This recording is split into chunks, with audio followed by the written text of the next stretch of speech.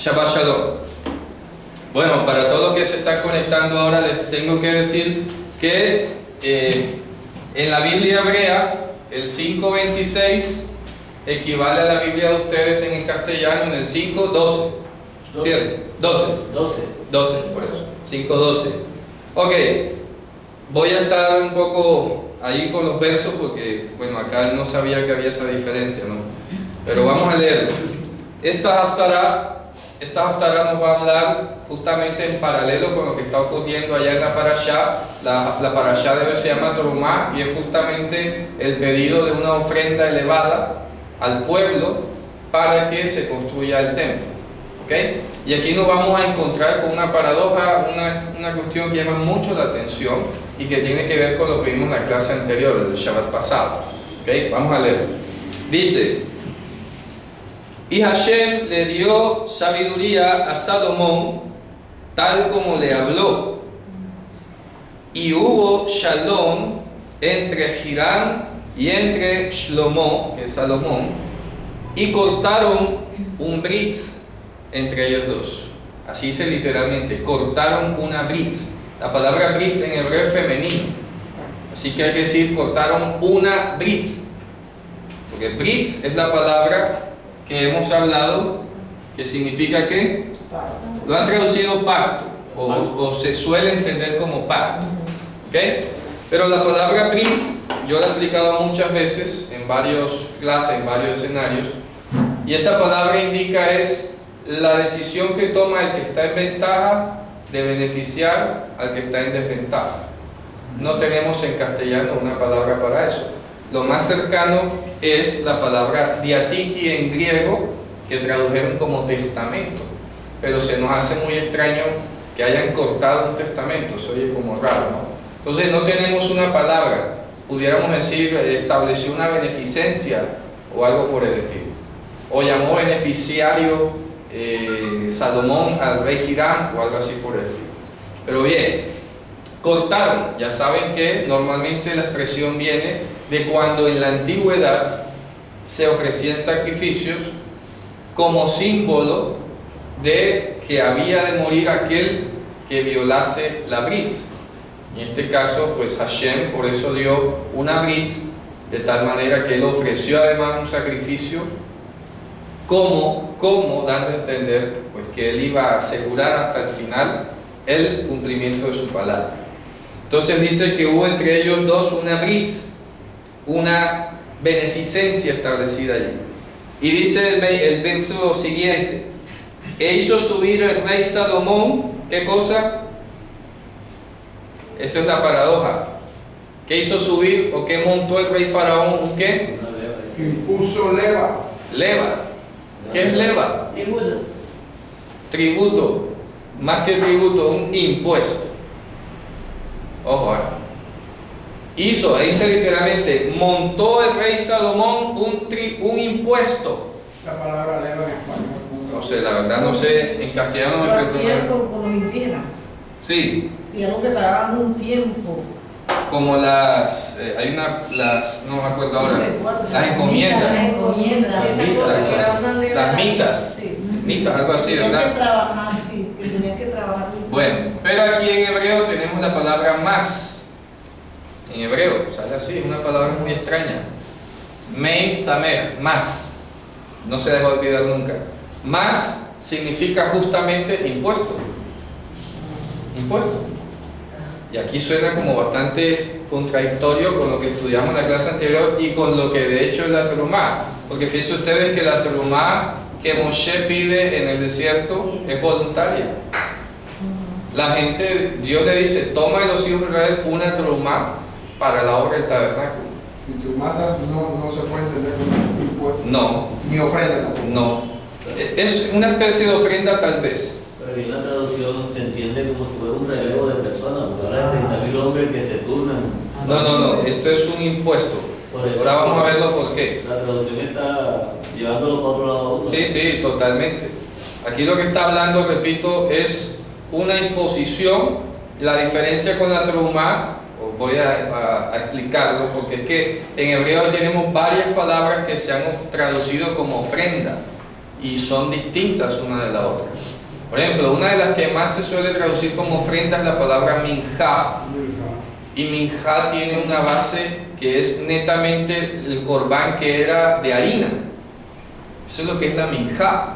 Cuando tú tomabas un puñado de harina, le agregabas aceite, le agregabas olíbano, que es una sustancia aromática, y con eso podía hacer desde cruda, hacer matzá o hacer halot y así sucesivamente. Eso es lo que es la minjá. Sin embargo, vemos que por allá de una manera muy curiosa, pero demasiado excepcional, Jacob, cuando se va a encontrar con Esaf, le manda una minjá, y es los rebaños de animales que le mandó. Entonces suena muy extraño, muy atípico el uso de esa palabra allí, en ese lugar. Todavía yo me pregunto por qué le llamo minjá a eso, pero bueno, supongamos que es minjá. Esa es la que más suelen traducir como ofrenda. Otra palabra es trumá, y la trumá es una... ¿Cuál es la diferencia puntual entre la minjá y la trumá? Que la trumá, como yo lo explicaba, es una contribución. ¿Ok? ¿Qué significa? Que vas a recibir directa o indirectamente un beneficio a cambio. Entonces se llama contribución. Es decir, van a pavimentar tu calle y salen pidiendo, oye, que vamos a pavimentar la calle, que cuánto pones. Entonces ya no es una ofrenda tuya que te nació a ti hacer, sino que te la van a pedir. ¿Sí me van a entender? Es como el punto de partida, la diferencia entre una palabra y otra.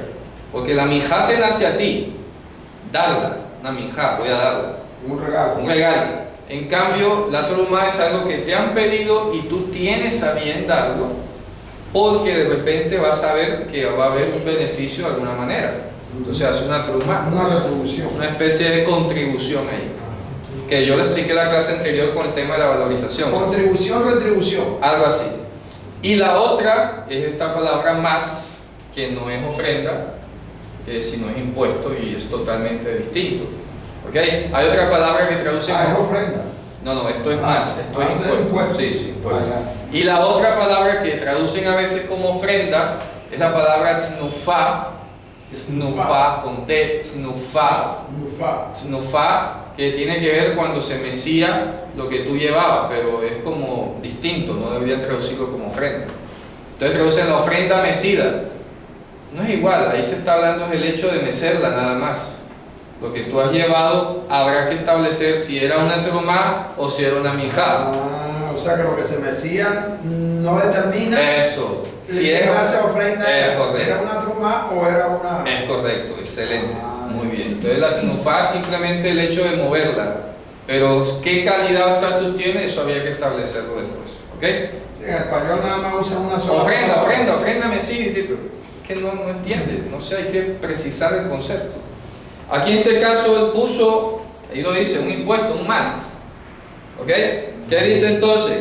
De todo Israel. Puso un más de todo Israel. ¿Verdad? ¿Qué dice? Y fue el más, fue el impuesto 30,000 hombres. ¿Se dan cuenta? O sea que es como si fuese un servicio militar obligatorio. ¿Ok? Háganse la idea que es un servicio militar obligatorio. Oye, necesito un impuesto que son 30,000 hombres. O sea que aquí no es un impuesto de dinero, No exactamente. sino de personas. Es una carga, una imposición. Una imposición. Sí. Entonces consistía esencialmente en 30,000 hombres. Dice, y los envió ¿a dónde? Al Lebanón. O sea, al Líbano. ¿Dónde queda el Líbano? Fuera de los límites de Israel. Al norte, arriba. Al norte. Vamos a hacer en nuestro mapa aquí. Hacia Siria. No. Vamos a hacer más o menos aquí los mapas. Más o menos este es el Líbano. Siria está por encima del Líbano, así, y al lado, más o menos. Aquí queda Israel, así. Pónganle de cuenta que es más o menos el mapa así. Aquí está el mar de Galilea. El río Jordán viene bajando de por acá. Entonces el Líbano queda allí en esta zona, y de aquí se ubican las famosísimas ciudades de Tiro y Sidón. ¿El Líbano era de Israel? No. El límite de Israel al norte era justamente el río Litani, que es un río que fluye justo en este límite de aquí, y el Líbano no era parte de Israel. O sea, ese territorio no se lo dio Dios a Israel. ¿Ok? El río Litani es el límite natural, un arroyo que pasa por ahí. Y el Líbano no es de Israel. Entonces dice, y los envió al Lebanón, ¿a quiénes? A 10,000, ¿cierto? En el mes, ¿qué dice? Cada mes dice, por su turno. Es decir, por turnos, ¿cierto? Dice, cada mes había en el Líbano y cada 2 meses en su casa, ¿cierto? Jodesh y Yub al Lebanón, dice, un mes estaban en el Lebanón y 2 meses estaban en su casa. Listo, sigue diciendo. Y Adoniram estaba sobre el MAS. O sea, el que estaba a cargo de administrar ese personal que estaba solicitado en servicio militar obligatorio, digámoslo así, era Adoniram. Así se llamaba este oficial. Entonces sigue diciendo, y hubo, o Salomón tenía 70,000 ¿qué? Cargadores y 80,000 canteros en la montaña. Cortadores. Sí, dice canteros o cortadores en la montaña. Cantero es lo mismo. Es cortador, en hebreo dice cortador. Así que puede ser cortador de árbol o cortador de piedra. Simplemente cortador, hotset, cortador. ¿Ok? Dice, aparte de los príncipes que estaban en pie delante de Salomón, que estaban sobre la obra, que eran 30,300. Lo que ¿qué? Los que supervisaban o coordinaban al pueblo que hacía la obra. O sea, tenía 30,300, eso es mucha gente. 3,300, perdón. Ya, 3,300, era muchísima gente. Eso era lo que coordinaban la obra. Ahora imagínate la cantidad de obreros, ¿cierto? ¿Qué pasa? Y ordenó el rey y trajeron las piedras grandes, piedras preciosas, para fundar la casa con piedras labradas. Dice, y tallaron los edificadores de Salomón y los edificadores de Hiram y los que los de Gebal. Gebal significa límite, puede ser los que vivían en esta zona de aquí, los Giblim. Y afirmaron los árboles y las piedras para edificar la casa. Listo, aquí estamos hablando de piedras y maderos. Los traen, imagínense ustedes, si Jerusalén queda por acá, imagínense ustedes el trámite que eso tuvo que hacer. Más abajo queda, seguro, más abajo en proporción. Vamos a poner aquí Jerusalén. Y resulta que los cedros, los famosos cedros del Líbano, son de por acá. En las montañas del norte de Israel, que tenían límites con el Líbano, de allá tenían que cortar la madera o las piedras y hacerlas bajar hasta Jerusalén. ¿Cómo hacían eso? Las sacaban al mar, ¿De acuerdo? por el Mediterráneo bajaban. Eso es una opción. Ir al mar, traerlos por el mar, meterlos aquí por el puerto de Aco o de Cesarea, más exactamente por acá. Puede ser al norte y bajarla aquí por el río. En fin, la ruta no está descrita, pero bueno, la lógica nos dice, ¿no? Que nos iríamos por el mar. Se llevaban al mar en una parte. Sí, por el mar, y de todas maneras tenía un trabajo enorme que era atravesar del mar hasta Jerusalén. Claro. Que eso es montaña arriba. Montaña arriba. Si yo hago el mapa de Israel, el corte lateral, el territorio de Israel va del mar así y va subiendo. Llega acá a un punto y baja estrepitosamente hasta el mar muerto. Así. Así. Este es el corte lateral. Este es el mar Mediterráneo. Entonces, si el barco viene de este lado, supongamos, baja la madera aquí, las piedras, ¿cómo subes eso hasta acá? Un trabajo enorme. No había Hasta aquí. mula. No había, eso era, es que no solamente es que Bueno, cuando hablo de mula me refiero al animal. sí, no, pero es que no solamente eso, es que el Porque terreno, es un animal de carga. sí, sino que el terreno es súper escarpado, es como estilo acantilados, muy difícil la cuesta por aquí. Ahí tuvieron que haber tallado una carretera definitivamente, o haberla construido una rampa para subir hasta allá, porque las montañas es muy difícil de escalar. Listo. Aquí vamos a hacer la primera pausa. ¿Sí? Pero no va a ser por el río, ¿no? ¿Cómo? Por el río. Pudiera ser, esa es una opción. Desde allá. Pero ojo, ¿por qué no es tan fácil la opción del río? Porque es que esto aquí desciende a 700 metros bajo el nivel del mar. Y las montañas aquí son más inclinadas para subir que de este lado.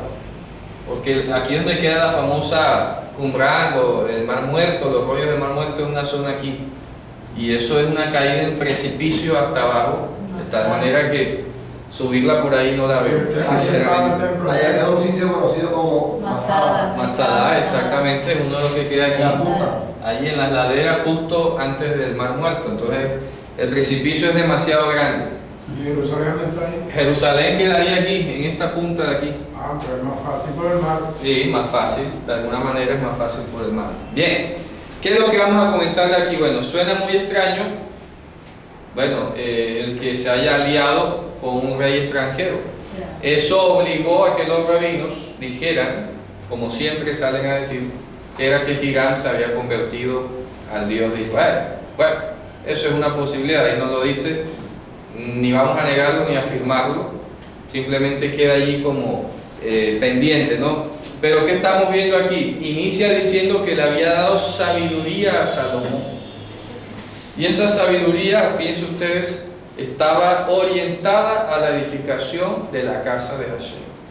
Y esto nos lleva justamente a un hecho que hay que enfatizarlo siempre. Al igual que en el tabernáculo, como lo vimos el año pasado, ¿se acuerdan cuando estudiamos la parashá? Cada detalle, cada diseño fue de parte de Dios. De tal manera que ahí no hubo creatividad humana. ¿Me hago entender? Porque algunos se tratan de basar, no, que es que Dios, que mira que los querubín que hizo Moisés, y no, está equivocado. Ni Moisés fue el que lo hizo en primer lugar, sino Betzalel y Oholiab, y ni siquiera fueron ellos los que lo hicieron. Fue la sabiduría de Dios que los llenó a ellos para hacerlo. Amén. ¿Ok? Ahí no hubo creatividad humana, como para decir, ah, es que mira que eso lo hice yo. No, eso lo hizo Dios. Amén. Y aquí le está dando sabiduría a Salomón. Salomón manda a traer piedras y madera, pero toda la logística, todo lo que está ocurriendo allí, lo está ordenando Dios. Eso hay que tenerlo aquí pendiente. Todo lo está coordinando Dios. Entonces, visto esto, se está fundando la casa. Y esto nos dice algo ya tremendamente sobre Mashiach. Porque acuérdense que la analogía la hace siempre el Evangelio con respecto a nosotros. ¿Quién dice que es el fundamento de la iglesia o de la congregación de Israel? Dios. Sí, pero ahí lo dice sobre el ¿qué? La tierra. Fundamento de apóstoles Ah, y profetas, siendo la piedra ángulo Yehoshua HaMashiach. Y fíjate tú que aquí mencionan piedras y maderas, y allá se menciona apóstoles y profetas. Interesante, ¿no? Los dos elementos que aquí se mencionan eran cortados de la montaña, extraídos de la montaña naturalmente, piedras y madera, para fundar la casa, leyaser, para fundar, establecer el fundamento. Y eso ya nos está hablando entonces y nos sirve con todo este lenguaje que hemos venido aprendiendo de Apocalipsis. Ya podemos empezar a pensar que las piedras y la madera son los apóstoles y profetas. Y entonces, ¿de dónde están siendo extraídos la madera y las piedras? De esa gran montaña que no se mueve, Mashiach. ¿Ya? Quiere decir que todo profeta y todo que se llame apóstol no puede salir hablando otra cosa distinta a lo que Mashiach habló. Fíjense qué interesante, ¿cierto? No puede ir en contra. De tal manera, como yo decía hace poco, hoy ha proliferado la manía, porque yo creo que es una manía, de llamarse apóstoles. ¿De acuerdo? Y dije, ¿pero apóstol de quién? ¿De acuerdo? Eso lo han puesto como un cargo elevado, pero si apóstol de quién es la pregunta. Esa pregunta casi nadie la hace. Sí, usted es apóstol, ¿de quién? ¿Y por qué usted no habla como dice Yehoshua? Yo lo decía también hace poco en una de las clases. Una vez llegaron unos señores que andan con revistas de casa en casa, ustedes ya saben, diciendo, ¿no? Que mira, que nosotros estamos imitando a Jesús en todo, que él iba de casa en casa. Ah, ya, y él no comía cerdo tampoco, ¿verdad? Y él iba a estudiar Torah en la sinagoga también cada Shabbat. Ustedes lo hacen también, ¿cierto? No, pero eso está abolido. ¿Pero dónde dice que está abolido? Dígame, ¿dónde está que está abolido? Y total, ahí me desparé hasta que se tuvieron que ir. ¿Ya? Bueno, nos vamos. Entonces van con una cosa, pero desechan las otras. Los profetas, aquí dice, hermoso lo que dice aquí, me gusta ese detalle al final, que la casa era edificada ¿con qué?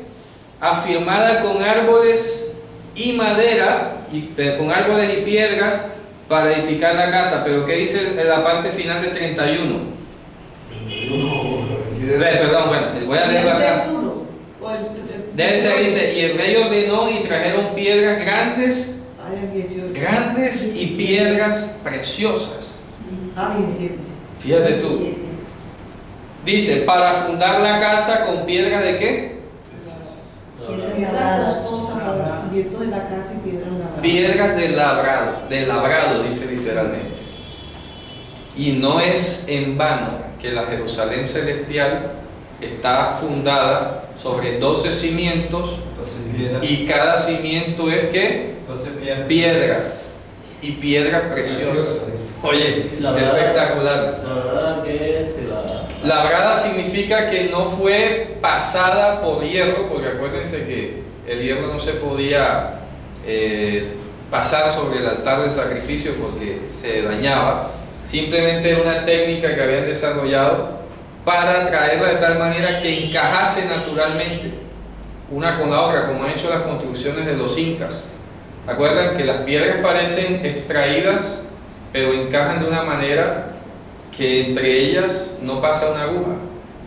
Eso es lo que es labrada en este caso, que encajan, que están perfectamente unidas, que no hay un hueco ni una división entre ellas. Los arqueólogos están sorprendidos por eso, ¿ok? Porque han descubierto en estas Machu Picchu y todas estas construcciones incas, la Puesta del Sol en Bolivia, no pasa una aguja y no hay cemento de por medio. ¿Cómo lo hicieron? Dicen algunos que para cortar estas piedras, dicen, y lo veo bastante probable porque es una técnica moderna que hoy se usa, se utilizaba el agua a presión. ¿Ya? Yo me quedo sorprendido que hoy tú mezclas agua y arena con agua a presión y corta hasta el acero, con un corte perfecto.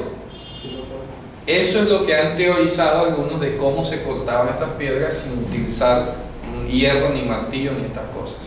Cogía la del agua a presión y quedaba perfectamente cortado. El problema es saber cómo hacían. No, la presión es fácil de hacerla en cierto modo, pero es la logística y la inteligencia que tenían que tener para eso. Dicen que esa técnica también la utilizaron los egipcios para cortar los grandes bloques de los obeliscos, que hay un obelisco que encontraron allí tumbado, que al parecer se rompió y quedó tumbado y está perfectamente cortado. Dicen, ningún instrumento de hierro hace ese corte. Entonces tú sabes, siempre aparece el que dice los ovnis, no sé qué, no sé cuándo, pero hubo un ingeniero que hizo una demostración y dijo, mira, la única forma, si no tenían láser porque no existía, que es lo otro que puede hacer eso, la única forma de hacer esos cortes así, sin hierro ni nada, es con agua. ¿Cómo lo hacían? Ni idea, pero no puede haber otra forma, a menos que nosotros seamos todavía ignorantes de cómo hacían ellos. Pero lo más seguro, lo más probable para la época y todo, era haber usado el agua a presión con arena. Entonces te imaginas cortando la piedra, impresionante. Y el fuego, por ejemplo, porque el acetileno corta el acero con una llama. Sí, sí. Tiene un combustible especial también. Claro, pero no sé si tenga el mismo efecto para la piedra, ahí sí no podría discutirte yo. Eran bloques de piedra. Pero ¿cuál es el énfasis? Que eran piedras grandes y piedras preciosas, valiosas, porque no tenían mella en su superficie y encajaban perfectamente la una con la otra. Fíjate tú, hermosísimo. Y tenían madera. Entonces, si Apocalipsis nos dice que los cimientos de piedra eran los apóstoles, podemos saber entonces que la madera eran ¿qué? Los profetas. ¿Ya? Ahí está la simbología. Bien, dice entonces, ¿de acuerdo? Ya que hablas de la Jerusalén de Apocalipsis, Sí, si es un libro simbólico, sí. ¿eso es literal o es simbólico? Eso lo vamos a ver en su momento, no me presiones. Ya. No me presiones, no puedo adelantarme. Eso hay que estudiarlo bien y no puedo responderte hacia la ligera ni sí ni no. ¿Ok? Bueno, sigamos entonces el verso siguiente. Aquí voy diciéndole el siguiente, ustedes síganme porque no sé qué siga ya en español. Y los albañiles de Salomón y los albañiles de Hiram y los... No dice. Y fue en los 480 años. 6.1. Ah, bueno, ahí sí encajó. Entonces ahora sí puedo leer con confianza. Pero sucedió en el año 480, después que los hijos de Israel salieron de Egipto, en el cuarto año del principio del reino de Salomón sobre Israel, en el mes de Zif, que es el mes segundo, que él comenzó a edificar la casa de Hashem. Correcto, edificó la casa de Hashem, empezó a edificar el mes de Zif. Eso es uno de los pocos nombres hebreos que nos quedan en la Torá de los meses del año. Ziv en hebreo significa un rayo de luz, un despuntar de luz fino, ¿ok? Como el que se ve a través de una gota de agua. En el mes de Ziv dice, edificó la casa de Hashem, y dice, y la casa que edificó el rey Shlomo para Hashem era de 60 codos su largo y 20 de su ancho y 30 de su altura. Era una caja. Si convertimos esas medidas de codo, un codo son como 30 centímetros aproximadamente, 32 centímetros, así que ustedes pueden hacer la conversión, ¿de acuerdo? En centímetros. 70 codos. 60 dice aquí. 60. 60 codos de largo y 20 de ancho. Como 240. No, 18 metros aproximadamente. Perdón. Sí. 60 por. ¿Cuánto es un codo? 6 por 3, 18. 20 y pico. 18 metros. 18 metros aproximadamente. De largo. De largo, sí. Y del ancho eran 20. O sea, la tercera parte, como 6 Era metros. pequeño el templo. Eran 6 metros, era una casita pequeña. Pues era pequeño. Pequeño, 6 metros de ancho aproximadamente por 18 de fondo. Eso era el templo. Una casa pequeña. ¿Cuánto de frente? 6 metros de frente aproximadamente. 6 metros. Claro. Sí, porque son la tercera parte de 18. 6 por 3, 18. ¿Ya? Eran 6 metros de frente, 18 de fondo. Y dice aquí, de altura eran ¿qué? 30. Más o menos eran como 6 metros de alto. Aproximadamente. ¿Cierto? Bueno, más o menos ahí está la altura. Era un edificio pequeño y alto. Y no tenía mayor cosa. Era pequeñísimo. Uno a veces dice, todos. no escucha, esto es solo el lugar santo y el santísimo. Ah, Voy a graficarlo, por eso es que eso se llama la hablando del templo, yo miro, o sea, estoy pensando en todo. 2, 3, 4, 5, 6. Voy a hacer más o menos las proporciones aquí. Dice que de alto es como 9. Sí. 3, 4, 5, 6, 7, 8, 9. Más o menos así es el cuadro de la casa. ¿Ya? Y del fondo, pues, para allá, supongamos así. Listo. Vamos a suponer que esto se une por allá. Así que esto era la casa como tal, de tal manera que aquí estaría el lugar santo, la primera parte, y al final el lugar santísimo. Dime. Eso, ¿cuánto más grande es que uno más? ¿El qué? ¿El codo? Sí, o sea, ¿cuánto mide la altura? Ya lo estamos diciendo, 9 metros. O sea, como un poste. Como un poste más o menos. Una casa de 3 pisos. Sí, como de aquí al lado. Ancho, unos 6 metros. 6 metricos, es pequeño. Era como un poste, para que te hagas una idea, un poste de energía de aquí. ¿Ok? Bien. Sí, porque es que yo creo que ahí dice inclusive que luego él estableció varios niveles para los alrededor del templo, alrededor de la casa. Esas medidas cambiaron después de la deportación. Sí, cuando vinieron de Babilonia el codo aumentó creo que a 40 centímetros aproximadamente. Hay una variación en el libro de Ezequiel. Y en el libro de Ezequiel cambió la medida. ¿Ok? Pero chicos, después hicieron otros edificios Sí. donde estaban los sacerdotes. Eso alrededor. Por eso esta es la casa sola como tal. El lugar santo Sí. Vamos a leerlo. Entonces dice, edificó la casa de tal medida. Entonces dice, y el pórtico que estaba sobre el rostro del palacio de la casa era de 20 codos su largo sobre, dice, sobre la anchura de la casa, que eran 10 codos su anchura. Entonces más o menos está diciendo que aquí adelante había un pórtico que se llama el pórtico de Salomón, que es como una especie de ¿cómo se llama? Sí, bueno, esto es un vestíbulo, es la palabra, vestíbulo. Explica, porque no entiendo qué es un pórtico. O sea, el pórtico básicamente es como una antesala, es como una especie de terraza cerrada, ¿ok? Que estaba antes de la casa, se puso encima, así, una pieza, no. Es simplemente como una terracita que tú le pones con pura columna. Sí, como una galería.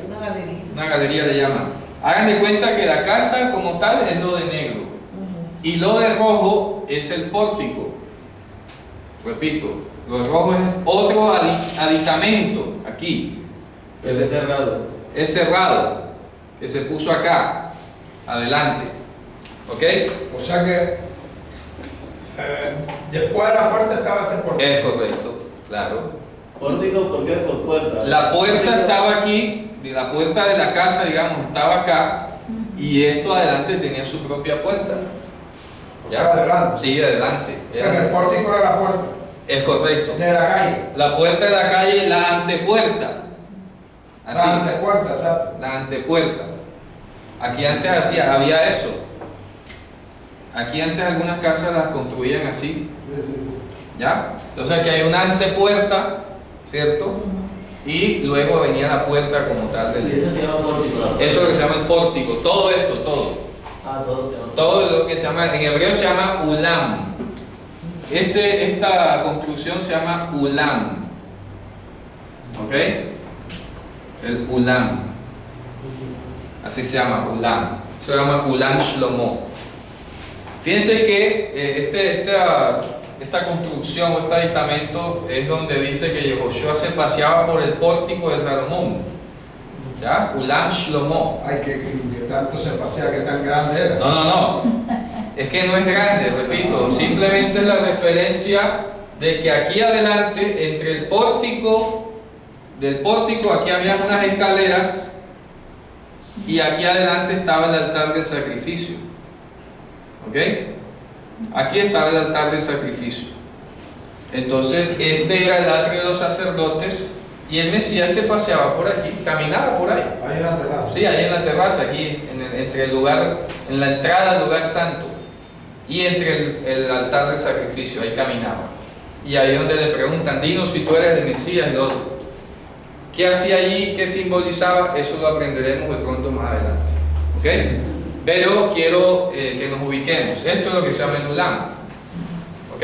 Y el rey Salomón había ordenado construir dos columnas aquí, que llegaban hasta arriba, que era el capitel, aquí. Eso era lo que era entonces el ulam shlomo. ¿Ok? Sigamos.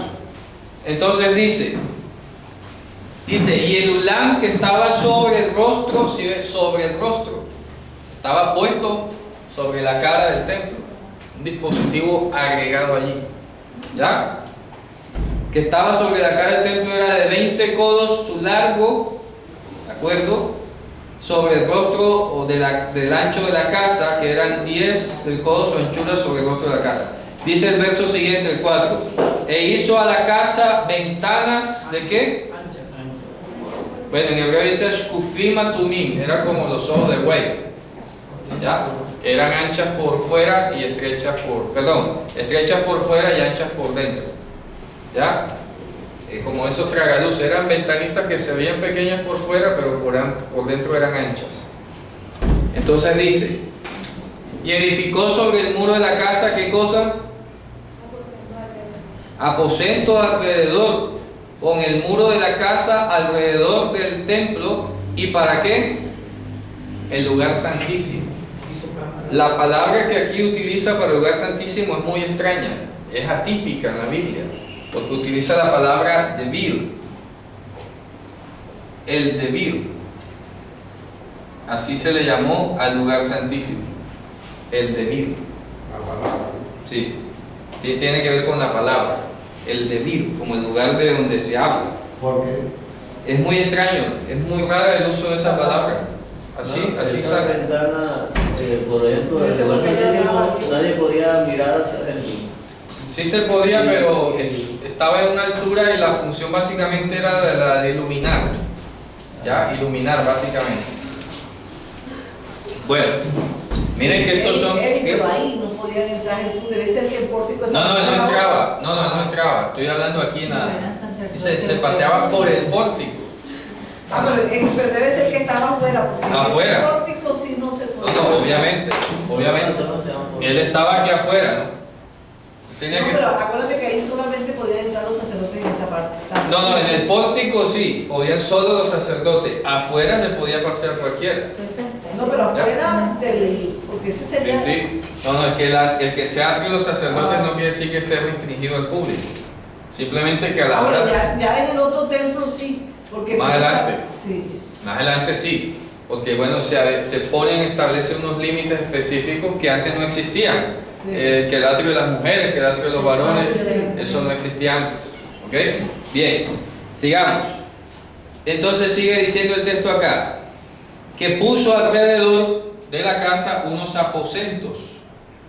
O sea que aquí le hizo unas recámaras a los sacerdotes. ¿Ok? Y ahí lo dice a continuación. ¿Qué dice? Ahí eran de 3 pisos, fíjense ustedes.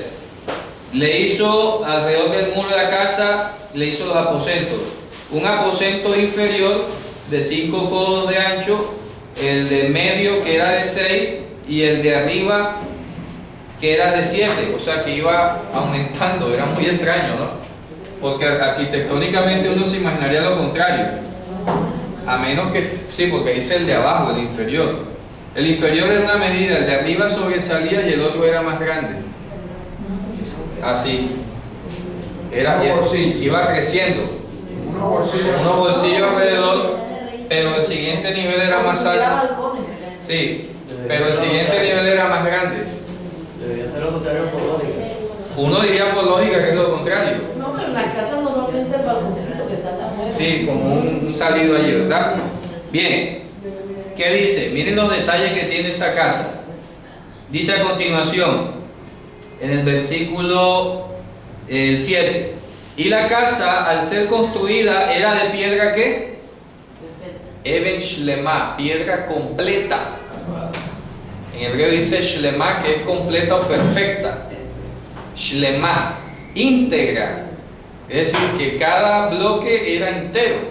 No tenía aditivos, ni pegas, ni nada por el estilo. Por eso les hablo de la técnica. Y mira lo que dice a continuación.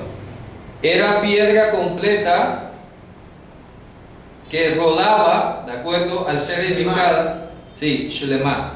Y martillos y sierras, ni ningún elemento de hierro se escuchaba en la casa cuando era edificada.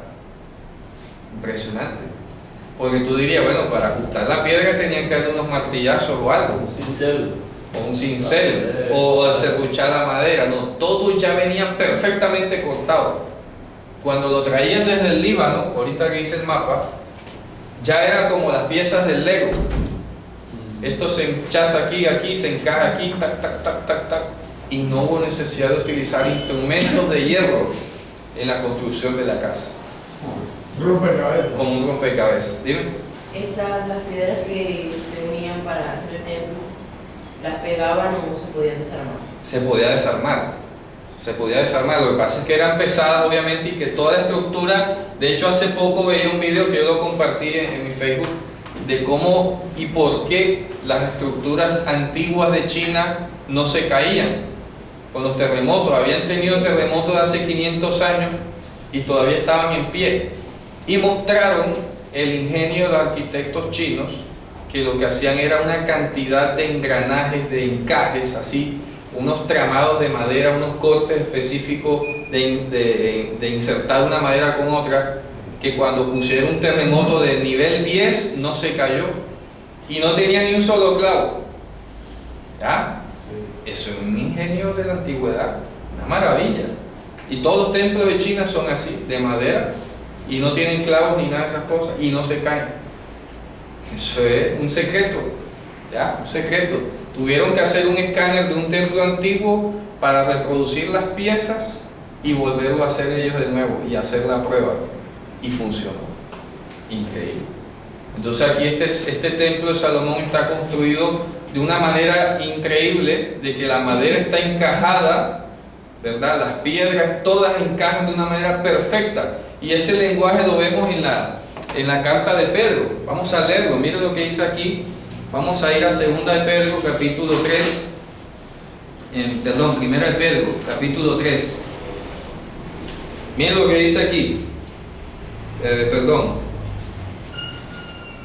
Vamos a leerlo más abajo, creo que es aquí, en el 2. Vamos a ver. Sí, vamos a ver en el 2. Mira lo que dice aquí. Vamos a leer 1 de Pedro capítulo 2. Mira lo que dice. Dejando toda malicia y todo engaño y fingimientos y envidia y todas las detracciones. Oye, ya te acuerdas de la piedra perfecta, ¿no? Que no tiene mellas, que no tiene picaduras ni defectos. Desead como niños recién nacidos la leche espiritual sin engaño, para que por ella crezcáis en salud. Sin embargo habéis gustado que el Señor es benigno, al cual allegándoos piedra viva, reprobada de los hombres, pero elegida por Dios, preciosa, fíjate tú, ¿ah? Preciosa, como lo dice la construcción de la casa. ¿Qué dice? Vosotros también como piedras vivas, sed edificados una casa espiritual y un sacerdocio santo, para ofrecer sacrificios espirituales agradables a Dios por Yehoshua HaMashiach. Nos está llamando a nosotros piedras vivas. Templos. Templo. Tienen que encajar las piedras. Tenemos que encajar. Fíjate el mensaje curioso que está aquí, ¿ah? Es un secreto definitivamente, y podemos apelar de técnicas humanas o no, pero aquí al principio dijo algo, que Dios le había dado sabiduría a Salomón, de tal manera que Salomón, me atrevo a decir, que por secreto divino supo cómo cortar esas piedras. ¿De acuerdo? Porque es el poder de Dios el que nos va a tallar a nosotros para que encajemos de una manera tan perfecta y seamos edificados como una casa en la que no hay presencia de hierro. ¿Qué dice la Torah acerca del hierro? ¿Por qué prohibió Hashem utilizar el hierro en la Torah para edificar? ¿Por qué? Hierro, Suicida. Porque el hierro es, como decían los rabinos, el hierro es el metal que se hizo para quitar la vida, mientras que la función de la casa y el altar fue para preservar la vida. Fíjate tú. ¿Ya? Entonces, la ausencia de hierro en todo esto indica esa ausencia de muerte. Por eso dice como casa, como piedras vivas. ¿Por qué dice piedra viva? Porque no ha pasado instrumento de muerte por ella. ¿Sí ves? De manera que, por eso la carta de Jacob dice, por ejemplo, han sido profanadas. claro, ¿y por qué dice la carta de Jacob que la lengua es un elemento que puede causar muerte? Que con la boca a veces maldecimos y con la boca bendecimos. No puede ser. ¿Por qué? Porque eso es como ponerle a esta piedra un instrumento de hierro. ¿Sí me van a entender? Si tú te consideras piedra viva para edificación de la casa de Hashem, no puedes admitir que en tu vida pase instrumento que equivalga al hierro. Cualquier cosa que vaya a simbolizar muerte para otro, tienes que eliminarlo. ¿Sí me hago entender? Por ejemplo, Yehoshua habló del enojo, ¿ya? Y dijo, si alguno se enoja contra su hermano y en ese enojo le llama vacío o le llama pashta, creo que en arameo, que significa como que no tiene sabiduría, que es un bruto, ¿ya? Y estas dos palabras indican en el Evangelio aquel que no tiene parte en el mundo venidero, ¿ya? Equivale hoy, para que se entienda, a decirle a un hermano que va, tú eres un incrédulo, tú eres un gentil, tú eres un publicano, así. Dime. Hermano aplica para hermanos de sangre y hermanos de congregación. Eminentemente hermano en la fe, ¿no? Pero eso no da derecho a que el de afuera le vayas a llamar así, porque es a nadie. Acuérdate que se amará por ser tú el prójimo. Entonces a ninguno, sea hermano o no en la fe, a ninguno le puedes llamar así, ni al de la calle incrédulo ni a nada, porque tú eres el que eres piedra perfecta. Por eso estoy enfatizando, para que ni siquiera se nos atraviese la idea, entonces al incrédulo sí lo puedo tratar así. No, es que no actuamos en función de quien esté al frente de nosotros. Yo creo que inclusive se hizo viral hace un año atrás, no sé, esa frase que decía, no, que mi conducta depende de cómo tú te comportes. No puede ser, porque nosotros somos, ¿qué? Piedras perfectas. Algo así dice un juego de palabras, que mi actitud depende de no sé qué cuestión, pero mi personalidad no sé qué, algo así, ni me acuerdo. El asunto que nosotros somos piedras vivas, piedras perfectas. No podemos dejar pasar por nosotros instrumentos de hierro. Piedras labradas por el Señor. Piedras labradas por Hashem, por ese secreto de la sabiduría de Hashem. ¿Sí me van a entender?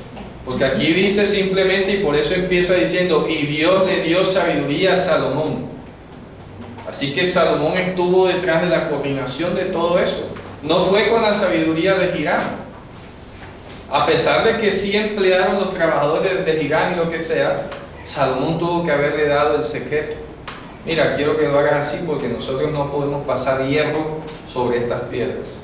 Y a los que iban a edificar, podía que Salomón no fuese arquitecto ni nada, pero por la sabiduría Dios le dijo a los arquitectos, mira, las piedras se encajan es así y así y no pueden usar hierro acá. Y la madera no se puede venir a cortar aquí a última hora. Todo ya viene prediseñado y en sus partes. Increíble. ¿Ya? Y fíjate tú, que en el caso de las piedras es donde está el énfasis, que no se oía martillos ni hierros, nada que cortase, todo venía específicamente detallado. ¿Cómo cortas una madera sin una sierra, por ejemplo? ¿Ya? Hay técnicas que tienen que ver con el quemado de la madera. ¿Ya? Yo lo he visto, tomas la madera, haces unas quemas y por ahí cortas sin usar hierro. Fíjate tú. Todo es un secreto que uno hoy ignora. ¿Cómo sería eso posible? Pero sí se puede. Dime. Hermano, ¿de dónde sale el concepto? Básicamente, en la antigüedad, ¿de qué verso no recuerdo? Donde el hierro es sinónimo de muerte. Claro, eso lo utilizó el Señor cuando ordenó hacer altar. Dice, altar de piedra harás para mí y no subirá hierro sobre él. ¿Ya? Y luego obviamente el Evangelio también lo confirma cuando dice, el que a hierro mata, a hierro muere. Y siempre en la conciencia del pueblo hebreo el hierro ha estado asociado con la muerte, siempre. ¿Ya? Y por eso los rabinos del Talmud decían, el hierro se hizo para acabar con la vida, mientras que el altar se hizo para preservar la vida. Maravilloso, fíjate tú. Por esa razón, y si tú ves hacia atrás, son los descendientes de Caín por allá los que terminan siendo forjadores de hierro y todo eso, como un símbolo así icónico de la diferencia con la descendencia de Set, ¿de acuerdo? Que fue a la que llevó el mensaje divino y todo lo demás. Ok, sigamos leyendo entonces aquí. Vosotros también, como piedras vivas, perfectas, sed edificados una casa espiritual y un sacerdocio santo para ofrecer sacrificios espirituales agradables a Dios por medio de Yehoshua HaMashiach. Él es el secreto. Yehoshua HaMashiach es el que nos cortó y el que nos sigue cortando y tallando y encajando. Fíjate tú, yo me atrevo a hacer la comparación. Estas piedras eran sacadas de las montañas. Todos venimos de una misma extracción.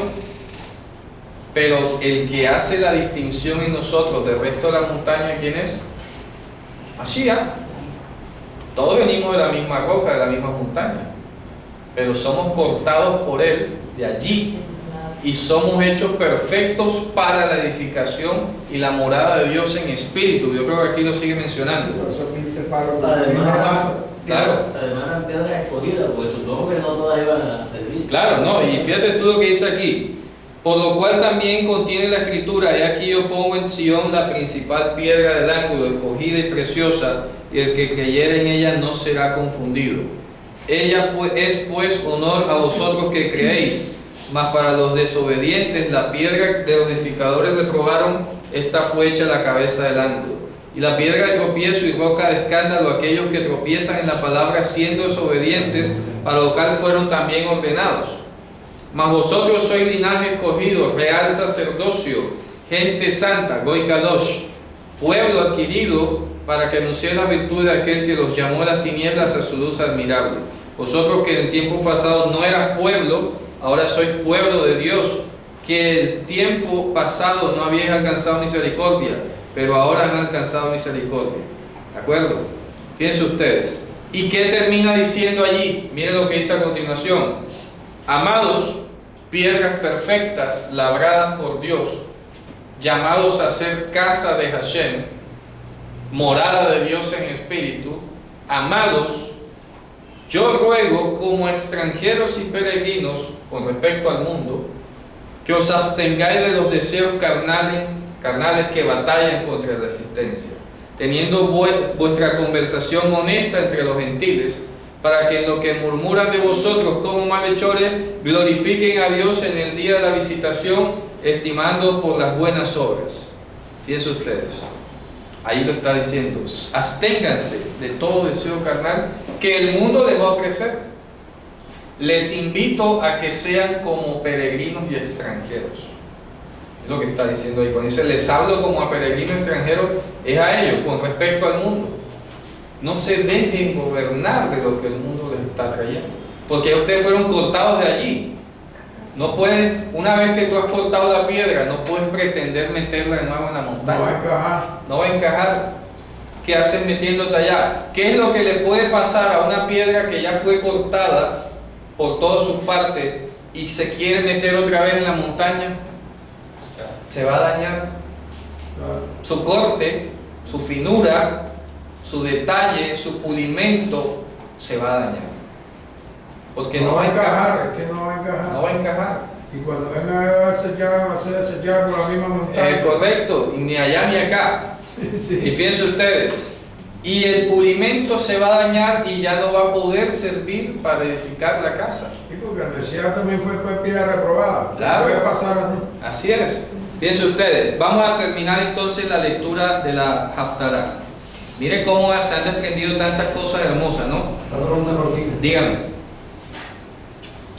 Vosotros que otro tiempo no erais pueblo, es lo que dice Oseas, lo ami, roam. Ajá, lo Almi, lo Rohamma. Claro, está citando Oseas. Ustedes no eran Am. Acuérdense la diferencia de Am y Goy. Am es la identidad y Goy no tiene identidad. No eran am. No eran Am, o sea, eran Goy. ¿Ya? Y ahora son ¿qué? Goy Kadosh. Entonces hay que hacer la equivalencia. Goy Kadosh es igual a Am, santificado además. Entonces dice, no se oían, ¿verdad? Instrumentos cuando era edificada. ¿Qué dice el 8? La puerta del aposento de en medio estaba al lado derecho de la casa. Y se subía por una escalera de caracol al de en medio, y del aposento de en medio al tercero. Sigue el 9. Edificó pues la casa y la terminó, cubrió la casa con artesonados de cedro. Edificó asimismo el aposento en derredor de toda la casa, de altura de 5 codos, el cual se apoyaba en la casa con maderas de cedro. Correcto. Y vino palabra de Hashem a Salomón diciendo: En cuanto a esta casa que tú edificas, si anduvieras en mis estatutos, mis hukim, mis promesas, sí, y en mis y hicieres mis mishpatim, mishpatim, y vigilares todos mis mandamientos, mitzvot, ajá. andando en ellos, yo cumpliré contigo mi palabra que hablé a David tu padre. Yo dejaré en pie, dice literalmente, Bahakimoti el devarí asher dibarti, el devarí asher dibarti tach el David abija. Y mira cómo termina diciendo entonces, yo dejaré en pie la palabra que le hablé a David tu padre. O sea que lo normal es que esté en pie, lo extraño es que se caiga. ¿Sí me hago entender? Y eso es importantísimo. ¿Por qué es importante? Porque es que el punto de partida no es que tú tengas el trabajo de que Dios se estimule a hacer su voluntad. Por naturaleza. Sí, por tu desempeño o esforzarte a guardar o vigilar, claro, los mandamientos, las promesas, sean las causas de que se mantenga ese pie. Eso. Y resulta que no, lo normal es que estén de pie. Que si tú no andas, lo que haces es que se van a caer. Pero ya eso viene en pie, viene de atrás. Dice, si tú andas dentro de los mandamientos y mis promesas y vigila mis procedimientos y todo, hombre, yo voy a dejar de pie lo que ya le dije a tu padre. Lo voy a dejar de pie. ¿Sí? Pero no es lo contrario. No es que porque tú haces y todo, es que Dios entonces va a levantar. Como si fuese un mérito tuyo. Porque quedaría siendo un mérito, ¿me hago entender? No es que porque yo cumplí, entonces fue que Dios hizo. No. Dios viene haciendo. Tú eres el que te autoexcluyes y quedas por fuera. Para ti no queda en pie. Dios seguía haciendo su trabajo y su promesa. Para ti es que no quedan en pie. Así que te conviene que queden en pie para ti. ¿Sí me van a entender? Pero Dios no va a obstruir su plan por ti. Te quita a ti el camino y Él sigue haciendo su voluntad. ¿Quién se lo va a perder? Tú. ¿Está claro? O sea, yo dejaré en pie para ti. ¿Ah? Dice en hebreo, de Akimoti el devarí itach, la dejaré contigo en pie. Si sigue dentro de los mandamientos. Si no sigue el mandamiento, seguirá en pie, pero no contigo. ¿Sí me van a entender? Sí. Seguirá en pie, pero no contigo. Eso va a seguir. Y mira cómo cierra espectacular. De Shahanti betoch benei Israel, velo eezov et ami Israel. Y yo habitaré tranquilamente en medio de los hijos de Israel y no abandonaré a mi pueblo Israel.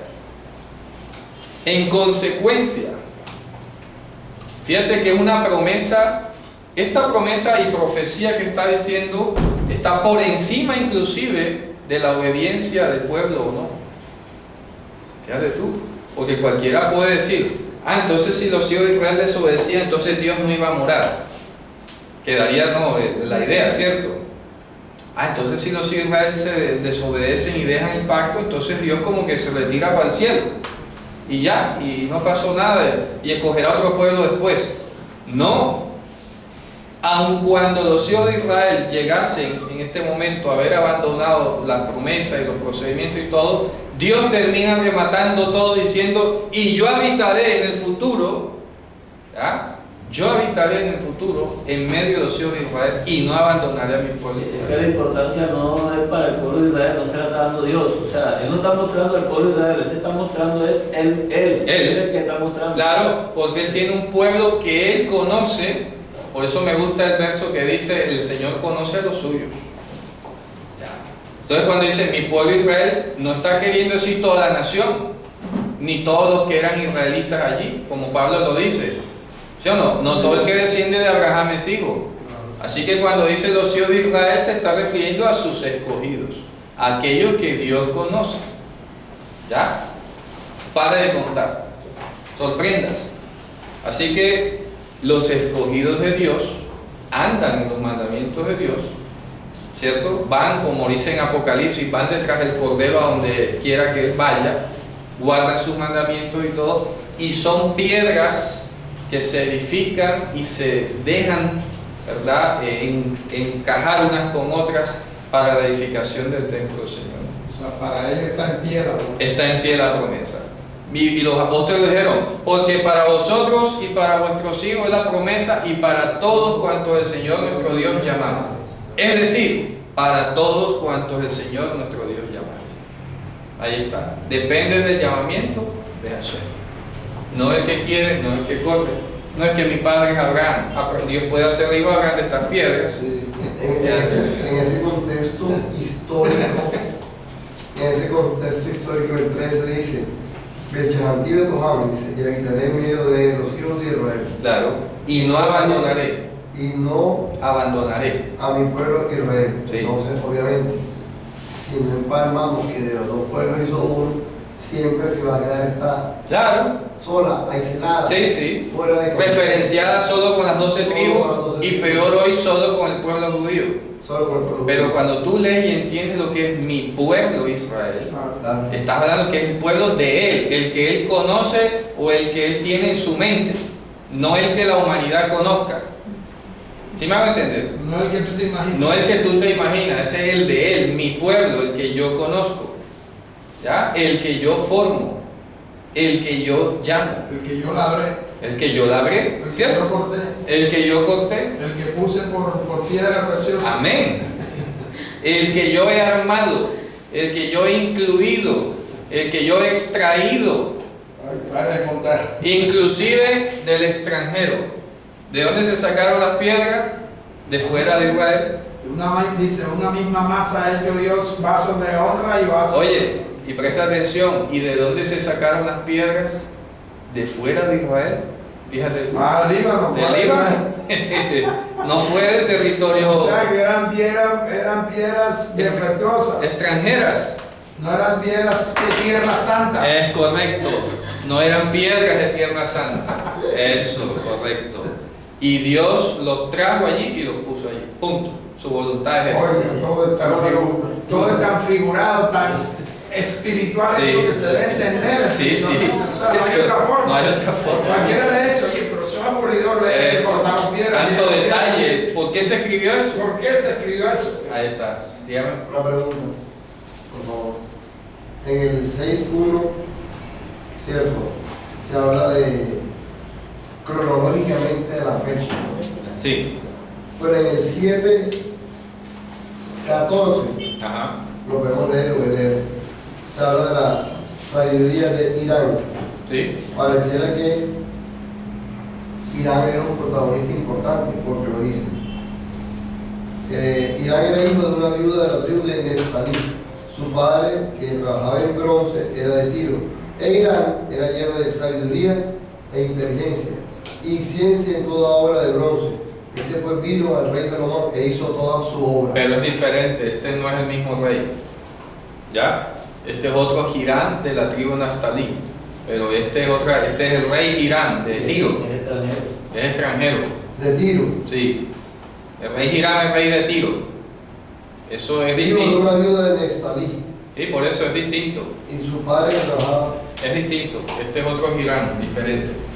¿Ya? Este otro Hirán, el rey de Tiro, estuvo inclusive cuando el rey David edificó la ciudad. O sea, este rey Hirán, el rey Hirán de Tiro, el libanés, fue rey durante David y durante Salomón. ¿Ya? Y es distinto de este otro que es de la tribu de Naftalí y que labra el hierro, que es diferente.